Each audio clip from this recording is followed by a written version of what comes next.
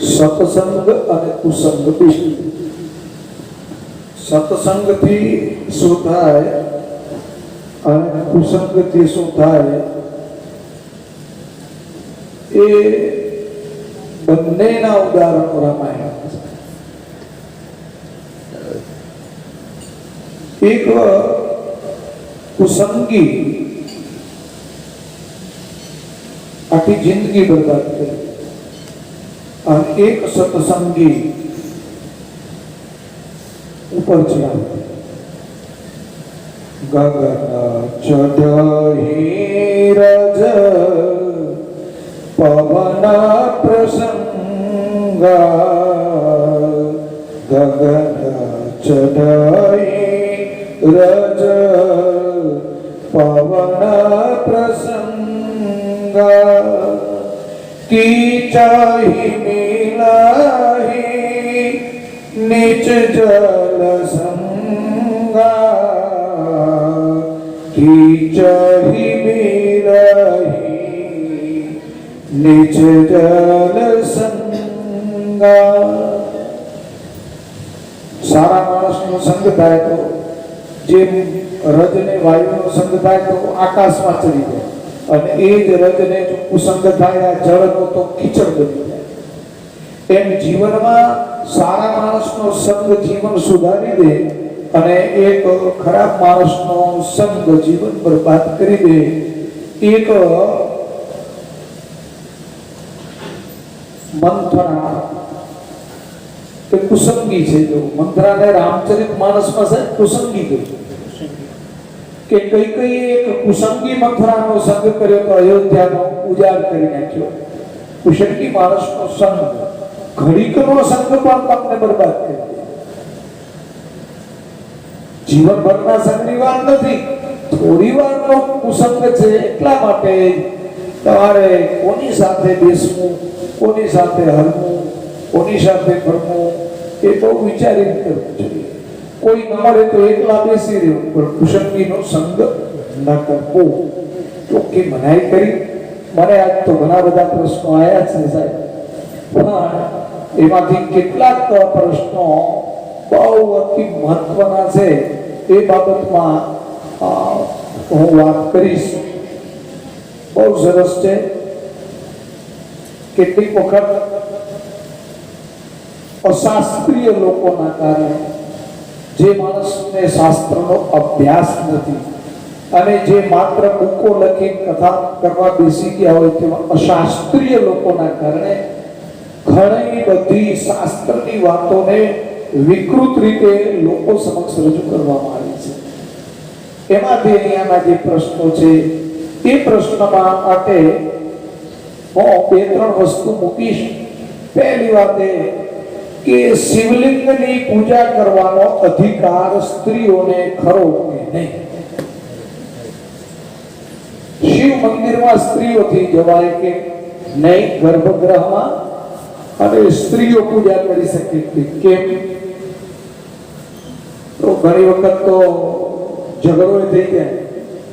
તમે હું આમ છો જે અમને સ્ત્રીઓને કેમ ના આવવા દે, સ્ત્રીમાં એમાં ભેદ કેમ, આમાં આમ કેમ, આનું આ કેમ, આમ તે કેમ? અરે ભાઈ એમ નથી. પહેલા તો શિવલિંગ એટલે શું સમજો. શિવલિંગના પ્રકાર કેટલા અને શિવલિંગની પૂજા કોણે કેવી રીતે કરવી જોઈએ એ સાહેબ શિવપુરાણમાં વિદ્યેશ્વર સંહિતામાં એનો ઉલ્લેખ છે. એના બાબતમાં હું તમારી સમક્ષ મૂકું કે પહેલે તો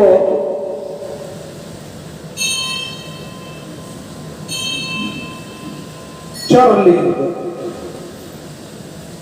જો લિંગના અનેક પ્રકાર છે. ચરલિંગ કોને કહેવાય? તો એના બે અર્થ છે. એક અધ્યાત્મ લિંગ છે એને ચરલિંગ કહેવાય. કયા લિંગને? અધ્યાત્મ લિંગ છે એને ચરલિંગ કહેવાય. પર્વતને પૌરુષ લિંગ કહેવાય. જો પર્વતમાં પણ ભગવાન શિવની ભાવના છે. લિંગનો અર્થ થાય એક સંજ્ઞા લિંગનો અર્થ થાય જ્યોતિ, લિંગનો અર્થ થાય ઉર્જા, લિંગનો અર્થ થાય નિરાકાર સ્વરૂપ. લિંગના ઘણા બધા અર્થ થાય. પર્વત જે પૌરુષ લિંગ છે, આ ભૂતળ છે પૃથ્વી, એ પણ એક લિંગ છે. એને વિદ્વાનોએ પ્રાકૃત લિંગ કહ્યું છે. વૃક્ષને પણ લિંગ કહ્યું છે. આ વૃક્ષ છે એ પૌરુષ લિંગ છે. જો પર્વતાશ્ચમે, વેદોમાં કહ્યું કે પર્વત તમે છો, હે શિવ, આ પર્વત રૂપે તમે જ બિરાજમાન છો. હે શિવ, અસ્માશ્ચમે પ્રતિકાશ્ચમે, પર્વતાશ્ચમે. આ વૃક્ષના જે લીલા પાંદડા દેખાય છે તે ભગવાનના લીલા વાળ છે. વૃક્ષેભ્યો હરિકેશેભ્યો નમઃ. આ વૃક્ષના લીલા પાંદડા એ ભગવાનના લીલા વાળ છે, એવી ભાવના કરવી જોઈએ. પર્વત છું એટલે એમાં શિવલિંગના દર્શન થવા જોઈએ. અને મેં તો આ કપિલને ઋષિકેશમાં દર્શન કરાવેલા. લક્ષ્મણ ઝૂલા ઉપરથી જ્યારે તમે જતા હો ત્યારે લક્ષ્મણ ઝૂલા ઉપર ઊભા રહી અને સામેની દિશામાં તમે જુઓ તો એક પર્વત ઉપર જટા સહિત ભગવાન ભોળાનાથ સૂતા હોય એવું તમને રીતસર દેખાય. એ પર્વત છે, એ પણ ભગવાનનું એક લિંગ છે. વૃક્ષ આદિમાં પણ ભગવાન છે, જો વૃક્ષમાં પણ ભગવાન છે.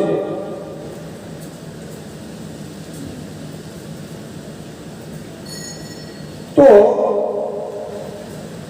ચરલિંગોમાં સૌથી પ્રથમ રસલિંગનું વર્ણન કર્યું છે.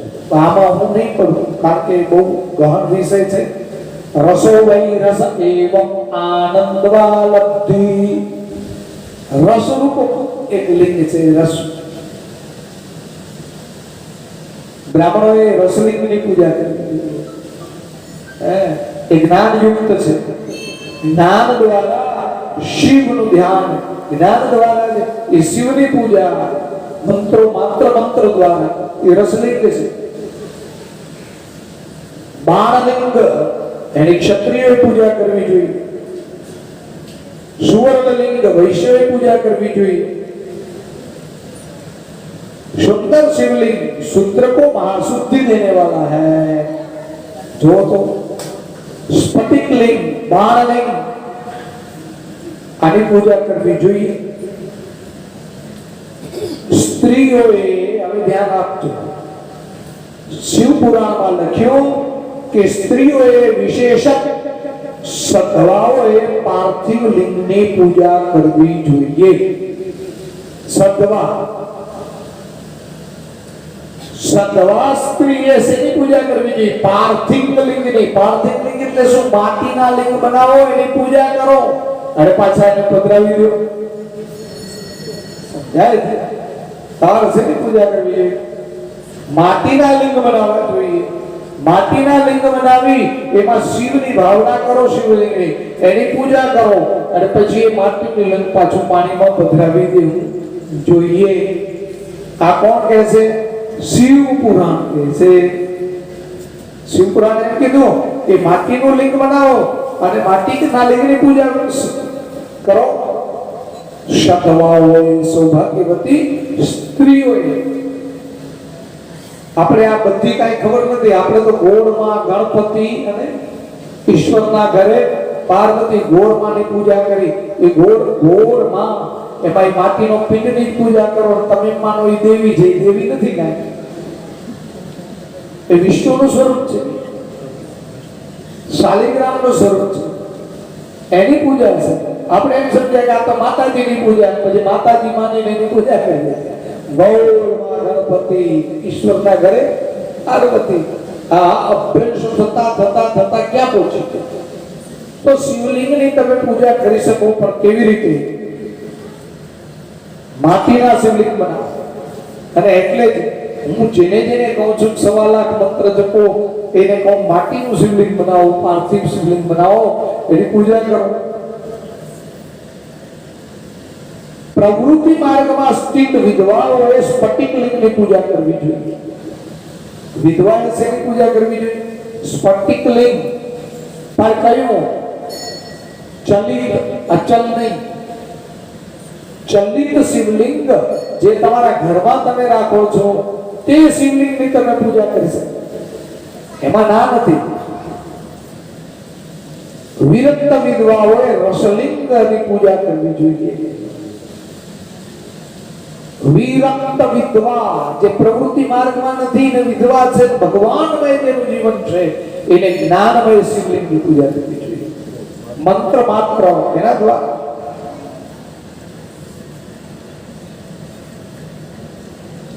સ્ત્રીઓ પર્ટિક્યુલરલી બધી જ સ્ત્રીઓ પૂજા આમ તો કરી શકે.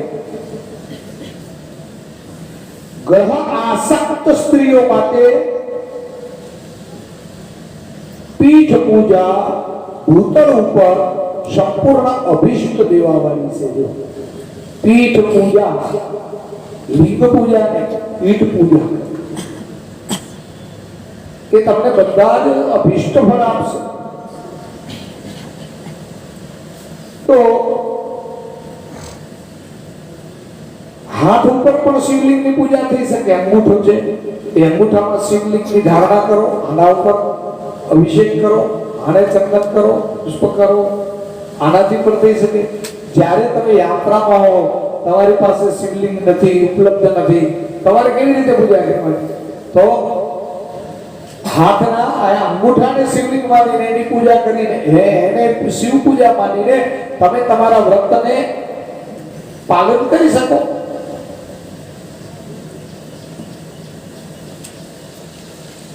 આમાં બહુ સરસ બતાવ્યું છે, શિવનો અર્થ પણ બતાવ્યો છે, સ્થૂળ સૂક્ષ્મ અને કારણ શરીર વિશે પણ બતાવ્યું. સાહેબ આમાં જો એ શિવપુરામાં સકાર અને નિરાકાર, સાકાર નિરાકાર એ બેના અર્થ બતાવ્યા છે.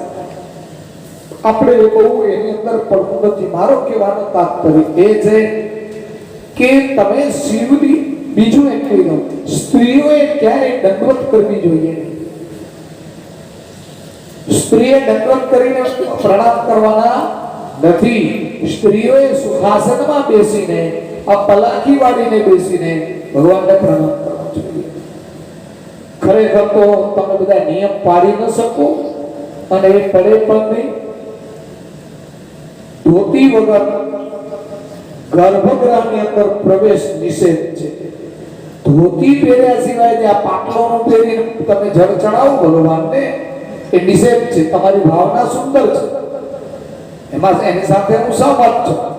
પણ તમે પેન્ટ પહેરીને કે પટ્ટા બાંધીને અંદર શિવમાં પૂજા કરવા જાઓ તો એ મૂર્તિનું જે ઓરા છે એ ઓરા ડિસ્ટર્બ થાય. શા માટે બધા જગ્યાએ તમને ગર્ભગૃહમાં પ્રવેશ નથી મળતો? શું કામ? જ્યોતિર્લિંગમાં કોઈ કેમ પ્રવેશ ન કરવા દે? તમે તો એ કહો છો નેપાળની અંદર એના મહારાજાને પણ ત્યાં પ્રવેશ ન મળતો. 4 નિયુક્ત કરેલા બ્રાહ્મણો જ અભિષેક કરે, પ્રવેશ ન મળે. શું કામ? કે જે જીક લાગે એ જો અંદર જાય તો એની જે ઓરા છે, ઓરા ડિસ્ટર્બ થાય, એની જે ઉર્જાનો લાભ મળવો જોઈએ મળે. એટલે નિષેધ બતાવ્યો. તમે ધોતી પહેરીને અંદર જઈ શકો. બીજું કે અંદર બેઠા પડ્યા પછી બેઠા રહેવાનું નથી. કાંઈ ભગવાનને અભિષેક કરી લ્યો, આ એક લોટી ભગવાનને પ્રેમથી ચડાવી બહાર આવીને પછી મંત્ર જપો, બહાર આવીને તમારો પાઠ કરો, બહાર આવીને જે કરવો એ કરો. શિવ સર્વત્ર છે, ખાલી નિજ મંદિરમાં જ છે શિવ એવું થોડું છે. શિવ સર્વત્ર છે. શિવનું ધ્યાન ક્યાં ક્યાં કરવું જોઈએ? તો કે જીહવામાં, નાસિકાના અગ્રભાગમાં, શિખામાં, કીર્તિમાં, હૃદયમાં, મસ્તકમાં, આજ્ઞા ચક્રમાં, આ બધી જગ્યાએ તમારે શિવનું ધ્યાન, શિવલિંગનું ધ્યાન ત્યાં થઈ શકે. બહાર બેસી ધ્યાન કરો ને, ખૂબ સરસ ધ્યાન થાય. તો મને એમ કહ્યું હતું કે આના બાબતમાં જરાક પ્રકાશ પાડજો ને કે શિવની પૂજા વિશે. હવે એના બે ભાગ છે. એ જ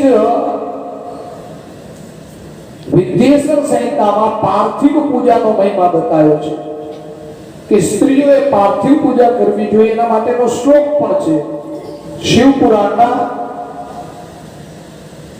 વિદ્યેશ્વર સંહિતાના 21મા અધ્યાયના 39 અને 40મો શ્લોક. આ બે શ્લોક છે. એમાં પણ પાર્થેશ્વર પૂજા સ્ત્રીએ કરવી જોઈએ બતાવી. સ્ત્રીને અધિકાર નથી એમ નથી કહ્યું. બ્રાહ્મણ ક્ષત્રિય વૈશ્ય શૂદ્રો વા પ્રતિલોમજ પૂજયેતા સતતં લિંગમ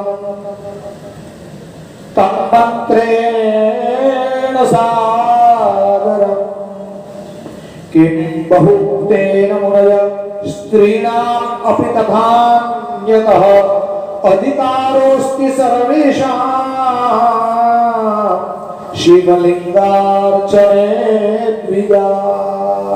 આ બે શ્લોક છે. બે શ્લોકમાં કહ્યું કે પાર્થિવ લિંગની પૂજા સ્ત્રીઓ કરી શકે એ કોટી કોટી યજ્ઞનું ફળ દેવા વાળી છે. આ પાર્થેશ્વર કોણે સ્થાપ્યા? ભગવાન રામેશ્વર જ્યારે લંકામાં ભગવાન જતા હતા ત્યારે શિવલિંગની સ્થાપના કરવાની હતી. એ શિવલિંગની સ્થાપના કરવી છે, બધી તૈયારી થઈ ગઈ, પણ શિવનું બાણ આવે તો એને વાર લાગી એમ હતી. અને ત્યાં મુહૂર્ત જતું હતું તો ભગવાને કહ્યું એક કામ કરો, પાર્થેશ્વર શિવલિંગની સ્થાપના કરો. અને પછી ત્યાં બાળક લિંગ વિશાળશું. તો પહેલી ભગવાન રામે ત્યાં પાર્થેશ્વર શિવલિંગની સ્થાપના કરી. જે શિવલિંગની ભગવાન રામ સ્થાપના કરતા હોય પાર્થેશ્વર, અને કોટી કોટી યજ્ઞનું ફળ આપનાર હોય, તો સ્ત્રીઓ શિવલિંગ એ માટીના બનાવે અને એની પૂજા કરે તેને ઓછું ફળ મળશે માનવું નહીં. એમાં તમને ઓછું ફળ મળશે એવું માનવાની કોઈ જરૂર નથી. તો શિવની પૂજાના ઘણા બધા અંદર બતાવ્યા છે સિદ્ધાંતો. કેમ પૂજા કરવી જોઈએ, કેવી રીતે કરવી જોઈએ. અને શિવલિંગ ઉપર આ પાણી શા માટે ચડાવવામાં આવે, બીજું કેમ નહીં. કોઈ એમ કે માટે રેડિયેશન નીકળે, એટલે એ નવું વૈજ્ઞાનિક રીતે રેડિયેશનની વાત કરે. હકીકત શું છે? જ્યારે દેવતાઓને દૈત્યોએ સમુદ્રનું મંથન કર્યું, એ મંથન કર્યું એમાંથી કાલકૂટ નામનું વિષ નીકળ્યું. એ ઝેર નીકળ્યું એટલે દેવતાઓ અને દૈત્યો બંને મળી ભગવાન શિવ પાસે ગયા. શિવને પ્રાર્થના કરી. શું કીધું કે પ્રભુ અમે તો ત્રાહીન શરણાપન્ના ત્રૈલોક્ય ગહનાદ્વિષા. અમે ત્રાહીન શરણાપન્ના દુખી થઈને તમારા શરણે આવ્યા છે. જો સુર નર મુનિ સબ કી હરિતિ સ્વાર્થ લાગી કરહી સબ પ્રીતિ. દેવતા હોય, મુનિ હોય, ગમે હોય, સ્વાર્થ હોય ને તો જ પ્રેમ કરે. ભગવાન યાદ ક્યારે આવે? દુઃખ में सुमिरन सब करे, सुख में करे न कोई. जो सुख में सुमिरन करे तो दुख काहे को होय कबीर, दुख काहे को. दुख में सुमिरन सब करे, सुख में करे न कोई. जो सुख में सुमिरन करे तो दुख काहे को कबीर, दुख काहे को।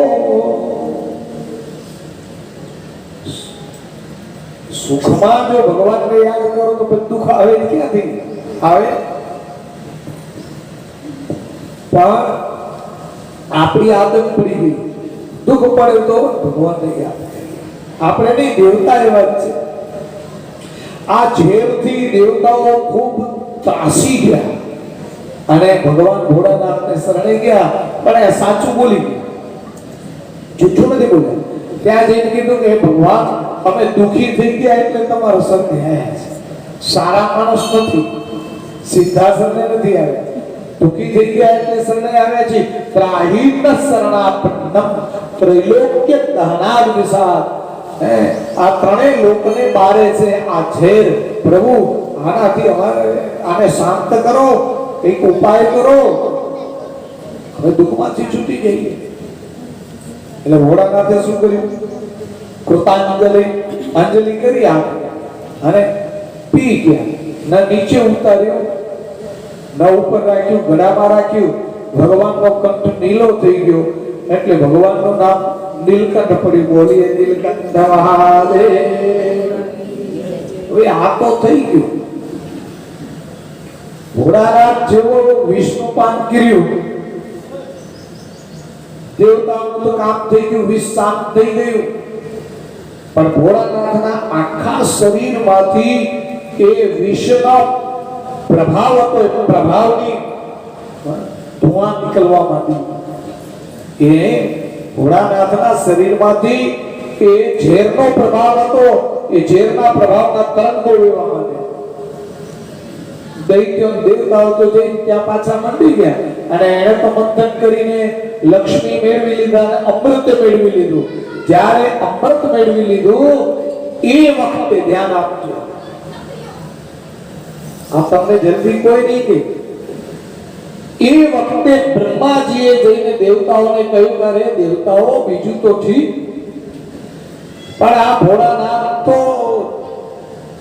વિષપાન કરી કંઠમાં રાખી બેસી ગયા, તો સમાધિસ્થ થઈ ગયા, પણ એના શરીરમાંથી આ વિષનો જે પ્રભાવ છે, પ્રભાવ નીકળે છે અને એનું શરીર એકદમ પરમાત્માનું અગ્નિયુક્ત થઈ ગયું છે, બળે છે.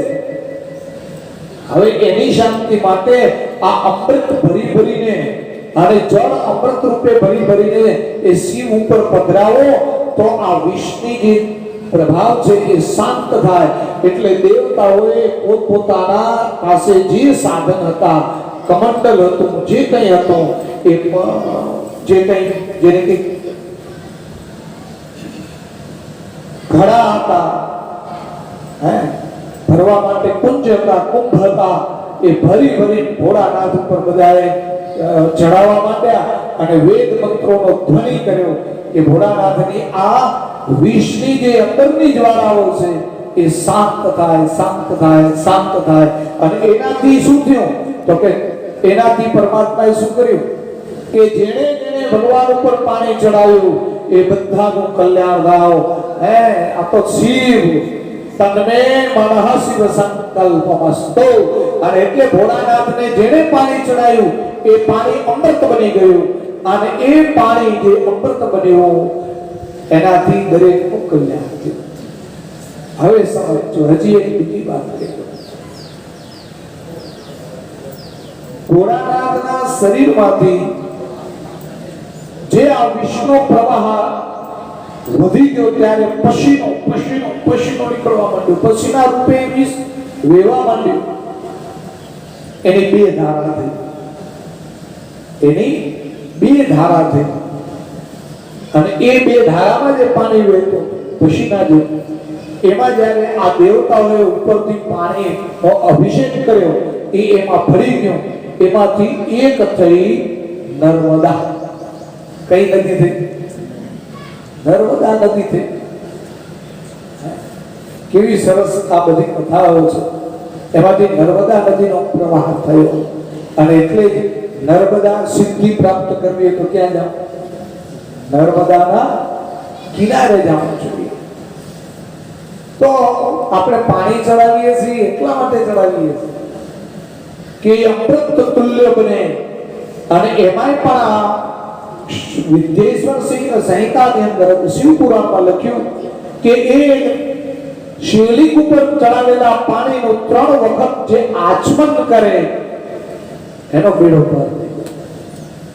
શિવલિંગ ઉપર જે પાણી ચડે એ પાણીનું 3 વખત આચમન કરવાનું છે. તો આપણે તો પરિક્રમા જઈએ છીએ ત્યારે પરિક્રમામાં શિવનું નિર્માલ્ય લઈએ છીએ, પણ આચમનનો તો આપણે પ્રસંગ બનતો નથી. બધા મંદિરમાં ચરણામત હોય, પણ ભગવાનના ચરણોનું ચરણામત હોય. અહીંયા પણ શિવલિંગના ઉપરથી લીધેલા પાણીનું ચરણામત બહાર મૂકવું જોઈએ કે જેથી તમે 3 વખત ચરણામત પાન કરો. ઓમ કેશવાય નમઃ સ્વાહા, ઓમ નારાયણાય નમઃ સ્વાહા, ઓમ માધવાય નમઃ સ્વાહા. આ બોલીને શું કરવાનું? ખાલી બોલવાનું નથી કઈ. કેશવાય નમઃ સ્વાહા, હે કેશવ, હું આ અમૃત આપને અર્પણ કરું છું. એ ઋગ્વેદ રૂપ અમૃત. કયું? ઋગ્વેદ રૂપ અમૃત મારા હૃદયને શુદ્ધ કરે. એમ કરીને ઓમ કેશવાય નમઃ સ્વાહા. શું? હે ભગવાન કેશવ, આ જે જળ છે અમૃત સ્વરૂપ, એ ઋગ્વેદ રૂપ અમૃત હું આપને અર્પણ કરું છું. સ્વાહા એટલે આપવું, અર્પણ કરું છું. તેનાથી મારા હૃદયને શુદ્ધ કરો, મારું હૃદય શુદ્ધ થાય. સ્વાહા.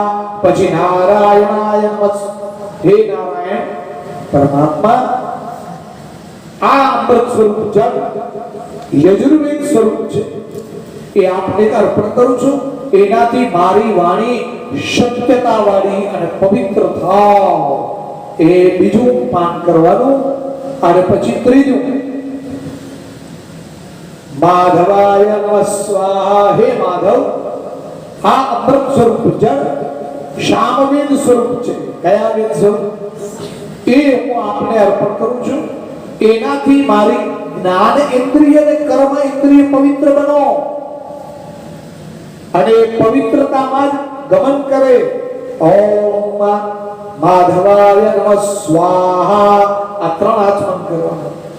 અને પછી ગોવિંદાય નમઃ, ગોવિંદાય નમઃ, હે ગોવિંદ, આ તમને અર્પણ કરી અથર્વવેદ સ્વરૂપ અમૃતા ઓઠને અડાડી અને પછી છોડવાનું છે. ગોવિંદાય નમઃ હસ્તો પ્રક્ષાલ્યમ. પણ આના અર્થ આપણે કર્યા વગર સીધા પાણી પી જાય. અમૃતોપસ્તરણમસી સ્વાહા, અમૃત પિધાનમસી સ્વાહા, સત્યમ યશસ્વી મહી શ્રી શ્રેયતા સ્વાહા. આ રીગ, યજુર અને સામને અમૃતોપસ્તરણમસી સ્વાહા. આ આપણી ઓઢણ છે, આપણા માટે આ પાથરણું છે. અમૃત પસ્તરણમસી સ્વાહા, અમૃતા પિધાનમસી સ્વાહા, અપિધાન સ્વાહા. તો આ બધી જ પૂજા આખી જે કેવી રીતે કરવી જોઈએ, કેમ કરવી જોઈએ, એના વિધાન છે. તો હું એ કહેતો હતો કે શિવલિંગ ઉપરથી જળ જે મળે એ જળનું 3 વખત પાન કરવું જોઈએ. ભૂવ સ્વઃ. કેશવ, નારાયણ અને માધવ, આ નામથી અકાળ મૃત્યુહરણમ સર્વવ્યાધિ વિનાશકમ દેવો પાદો દતમ પિતવા જઠરે શિરસ ધાર્યામ્યહમ. આમ આંગળી અનામિકા સ્પર્શ કરી અને પછી પીવું જોઈએ. એમાં વળી એક બીજો ભેદ છે કે આ 2 આંગળીઓ છે, કનિષ્ઠિકા અને અંગુશ, એને ખુલ્લા રાખવા જોઈએ, આ ત્રણ આંગળી ભેગી રહેવી જોઈએ અને આ ડાબા હાથની તર્જનીનો ને સ્પર્શ થવો જોઈએ અહીંયાથી, અને પછી પાન કરવું જોઈએ. આ બધા નિયમ છે. આપણે તો અહીંયા નિયમથી કઈ પૂજા કરતા નથી. તો મારી એક જ વિનંતી કે અંદર જઈએ ત્યારે ધોતી પહેરીને જાવું જોઈએ. એમને અંદર ઘૂસવું જોઈએ નહીં. ભગવાનને ખાલી પ્રેમથી જલાભિષેક કરો કે હે પરમાત્મા, આ અમૃત સ્વરૂપ જલ અર્પણ કરું છું, હે ભોળાનાથ એનો સ્વીકાર કરજો. તો પણ એ ભોળાનાથ તમારો સ્વીકાર કરશે.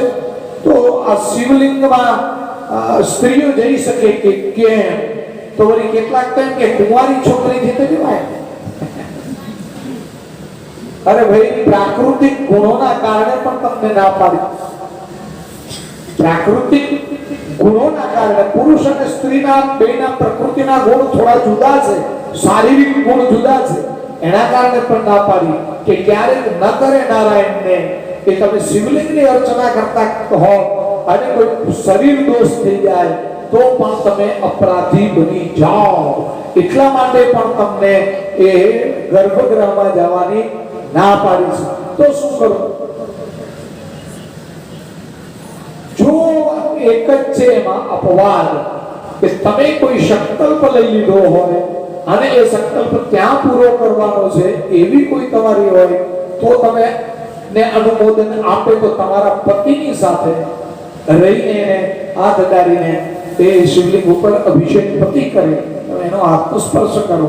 અથવા તો બહાર તમે બેસો અને પેલી જડાધારી છે એ જડાધારીમાં ઓલો ખોભાનારું બાંધીને એનું અનુસંધાન રાખે અને એનાથી પણ અભિષેક થઈ શકે. હવે બીજું કહું કે આ શિવલિંગ ઉપર જડાધારી શેનું પ્રતીક છે, શિવલિંગ શેનું પ્રતીક છે, એ બધા પ્રતીકો જોવા જેવા છે. પૂજાના ઘણા નિયમ છે. શું વાત કરું? ભોળાનાથ શું ના આપે? બધું આપે. જેની સગાઈ ન થતી હોય સાહેબ, વાંસળી લઈને શિવજીને અર્પણ કરે ને વાંસળી રાખીને શિવલિંગ ઉપર અભિષેક કરી શકે.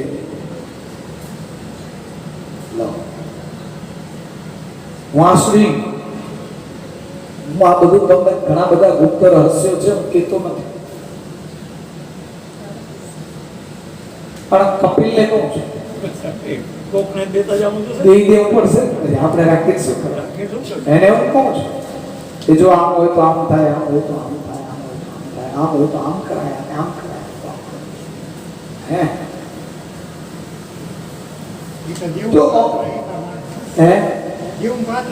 હા, પાત્ર પ્રમાણે પાય. પાત્ર જોવું પડે, પાત્ર ના અપાય, પાત્રને આપવું પડે. તો તમે શિવજીનો અભિષેક કરો, શિવજીની પ્રાર્થના કરો. એ ખૂબ શુદ્ધ ભાવથી હું શિવલિંગનો બીજો અર્થ કહેતો તો એ જ્યોતિ છે. શિવલિંગ જ્યોતિ સ્વરૂપ છે અને એની ચારે બાજુ જે થારું છે એ યજ્ઞવેદી છે. હવે જ્યોતિની અંદર સતત ઘી પડવું જોઈએ. અમે યજ્ઞ કરતા હોય તો યજ્ઞમાં અગ્નિ શાંત થવો જોઈએ નહીં, એના ઉપર સતત ઘીની ધારા થવી જોઈએ. શું થવું જોઈએ? ઘી. યજ્ઞવેદી હોય તો ઘી. અહીંયા યજ્ઞવેદી છે પણ અગ્નિના સ્વરૂપમાં શિવલિંગ પ્રતીક સ્વરૂપે છે, એટલે એના ઉપર ઘૃતની ધારાના બદલે જળ ધારા કરીએ છીએ. જળની શ્રેષ્ઠમાં શ્રેષ્ઠ જો કાયો હોય તો જળ ધારા છે. બાકી તો પછી ફળોના રસ, મધ ને સાકરના આ એ તો બધા પછી મજા આવે એમ કરતા જાય. એ કરે ભલે કરે, પણ કાંઈ વાંધો એની મનોકામના. હા, પરંતુ ખાસ કરીને તો શિવ ઉપર જળ અભિષેક કરવો જોઈએ. એ રીતે શિવલિંગની પૂજા કરવી જોઈએ. બીજો એક એવો પ્રશ્ન તો કે ભગવાનની ઠાકોરની પૂજા કેમ કરવી? કનૈયા ભગવાન. તો કનૈયા ભગવાનની પૂજા તો તમે જે ભાવ રાખો એ ભાવથી થાય. એને દીકરો માનો તો દીકરા સ્વરૂપે, એને સખા માનો તો સખા સ્વરૂપે, તમે એને સ્વામી માનો તો સ્વામી સ્વરૂપે, અને પતિ માનો તો પતિ સ્વરૂપે. અને તો જેટલા લાભ લેતા હોય એટલા ઓછા, પણ એમાં ભાવ હોવો જોઈએ. એના વાઘા ધોવાય નહીં. કનૈયો કાંઈ જૂના વાઘા પહેરે? અવાજ કરે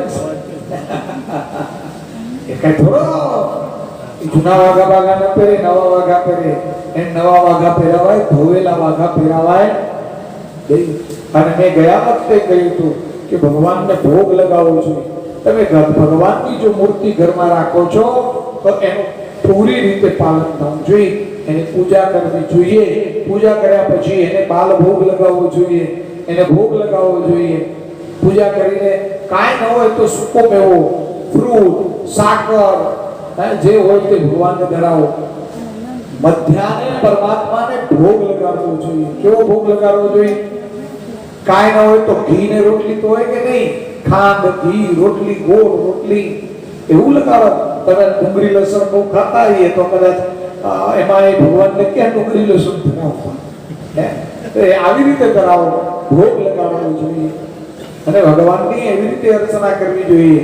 એમાં તો ઘણું બધું છે. પુષ્ટિ સંપ્રદાયમાં તો ભગવાનને સુવારે ખાટલામાં, પાછા ઉઠાડે, એનો ખાટલો હોય, હિંચકો હોય, રમકડા હોય, રમકડા રાખી રમાડો, જે કરો તે.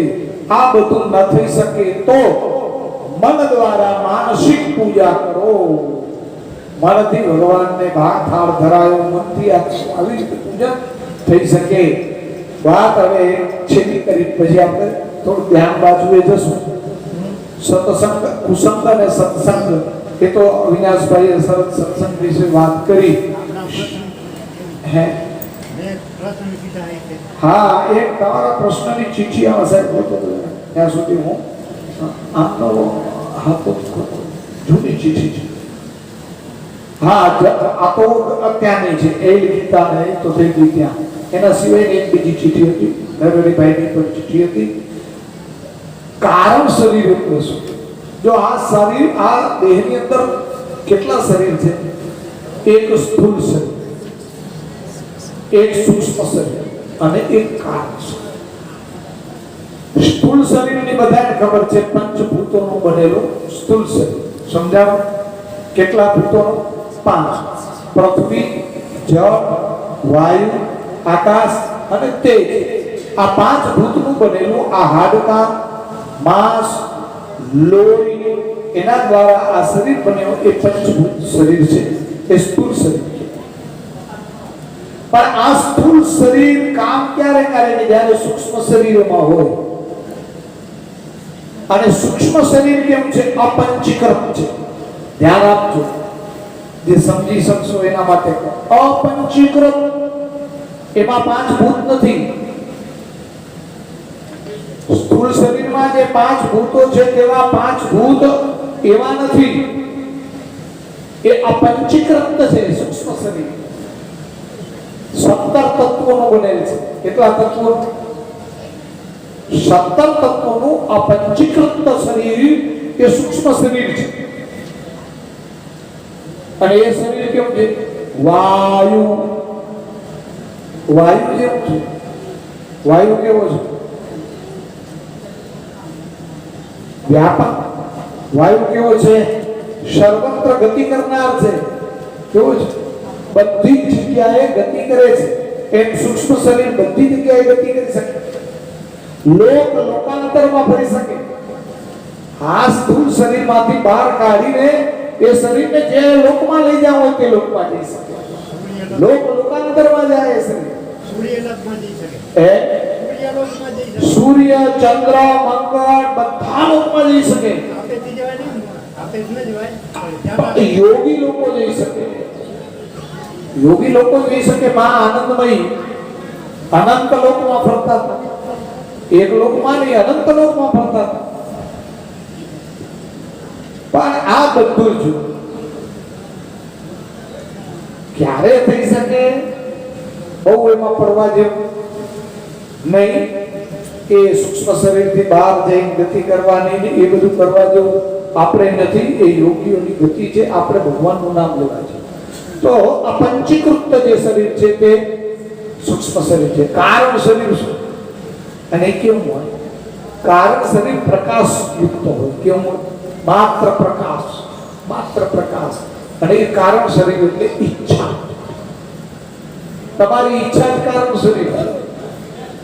ઈચ્છા થાય તો સૂક્ષ્મ શરીર કામ કરે. સૂક્ષ્મ શરીર કામ કરાવે કોની કરે? ઈચ્છા થાય એટલે મન સીધો ઓર્ડર કોને દે? હાથને આ ગ્લાસ ઉઠાવ, પાણી પી. તો આ સ્થૂળ શરીર જે કામ કરે છે એ સૂક્ષ્મ શરીરના કારણે કરે છે. અને સૂક્ષ્મ શરીર કોના કારણે પ્રવૃત્ત થાય? કારણ શરીર. કારણ શરીર એટલે ઈચ્છા જ કારણ શરીર છે. જો ઈચ્છા જ નરે તો કારણ નરે, અને કારણ નરે તો આવાગમન રહે નહીં. ઈચ્છા જ નહીં હોવી જોઈએ. કોઈ પણ જાતની ઈચ્છા નહીં. ન મોક્ષસ્ય આકાંક્ષા ભવ વિભાગ. બિલકુલ નહીં. તમારે મોક્ષની ઈચ્છા નહીં, કોઈની ઈચ્છા નહીં, તો જ તમારું આવવા જવાનું સમાપ્ત થાય. પણ જ્યાં સુધી ઈચ્છા રહે ત્યાં સુધી પાછું આવવું પડે. તો કારણ શરીર સુધી પહોંચતા તો વાર લાગશે. એને પકડીને પછી એની એ નિર્મૂલ કરવું હોય કઈ સહેલું નથી. પણ સ્થૂળ શરીર, સૂક્ષ્મ શરીર, હું તો એટલું જ કહું કે ધ્યાન કરો ત્યારે સતત તમારા આ શરીર ઉપર ધ્યાન કરો. ભીતર જવાની કોશિશ કરો, બહાર નહીં કરો. આકાશ નિત્ય કરવાની જરૂર નથી, લોકાંતરની જરૂર નથી. આની અંદર જ બધું છે. આખું અનંત કોટી બ્રહ્માંડ આ શરીરમાં છે. અરે એની તો હવે અનુભવની વાત કરવા જેવી તો છે નહીં કાંઈ. હું કહી ના શકું અનુભવ. એ તમને અનુભવ થાય ત્યારે થાય. હું કહું એ તો બરોબર નહીં, એટલે મારો અનુભવ કહેવાય નહીં. અને એ પણ એ ક્યારેક યોગ્ય સમય હોય, યોગ્ય અધિકાર હોય તો એકાંતમાં એવું કહી શકું, એ જુદી વાત છે. પણ બધાની વચ્ચે તો આ બધી અનુભૂતિની વાતો કરવી જોઈએ નહીં. તો ખાસ કરીને આજના સત્સંગમાં મારે તમને એ જ કહેવું હતું કે શિવલિંગની પૂજા કરવી હોય તો તમે પાર્થેશ્વરની સ્ત્રીઓ કરી શકે, એમાં કોઈ બાધ્ય નથી. વેદ મંત્ર દ્વારા બ્રાહ્મણોએ શિવની પૂજા કરવી જોઈએ. કવિતા બોલીને શિવની પૂજા ન કરાય. વેદ મંત્રો દ્વારા બ્રાહ્મણોએ વેદ મંત્રનો પ્રયોગ કરવો જોઈએ અને એના દ્વારા પૂજા કરવી જોઈએ, એવું આ શિવપુરાણમાં કહ્યું છે. પછી જુદા જુદા લિંગ તમે પારદ શિવલિંગ જો, પારાનું શિવલિંગ, પારદ શિવલિંગ બહુ ઇમ્પોર્ટન્ટ છે. પારદ શિવલિંગ, પારદ શિવલિંગ ની પૂજા આપો. પણ એ જીવતો પાર હોય ને એમાંથી બનાવવું શિવલિંગ અઘરું છે.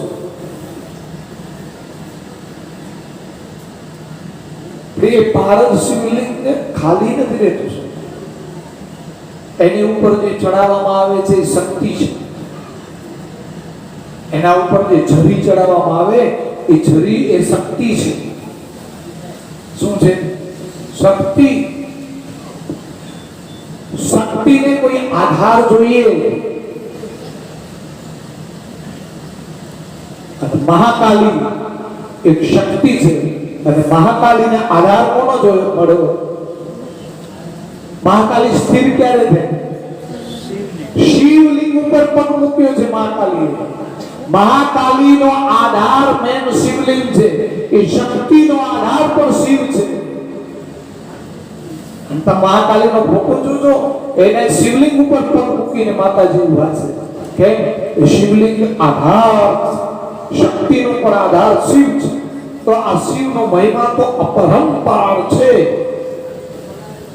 પણ આપણે એને સમજ્યા વગર પૂજીએ છીએ. સમજ્યા વગર હા બિલીપત્ર ચડાવી, ત્રિદલમ ત્રિગુણાકારમ ત્રિનેત્રમ ત્રજાયુધમ ત્રિજન્મના પાપ સંહારમ એક બિલવસ્યવાર્પણમ. પણ બિલીપત્રના 3 પાંદડા શું છે?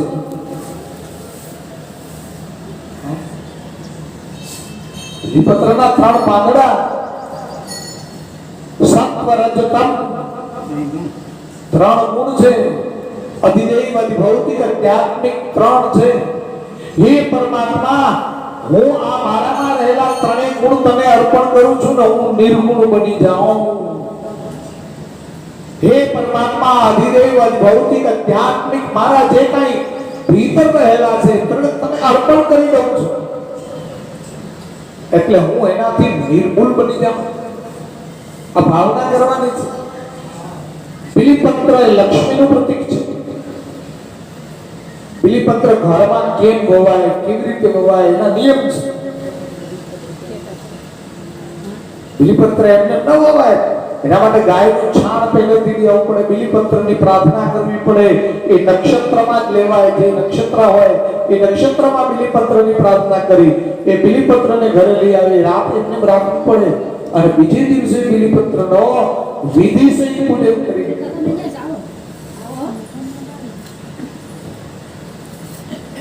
તુલસીની વાત કરતો છે અને પછી આપણે ધ્યાન કરીએ તુલસી કેમ બોવાય.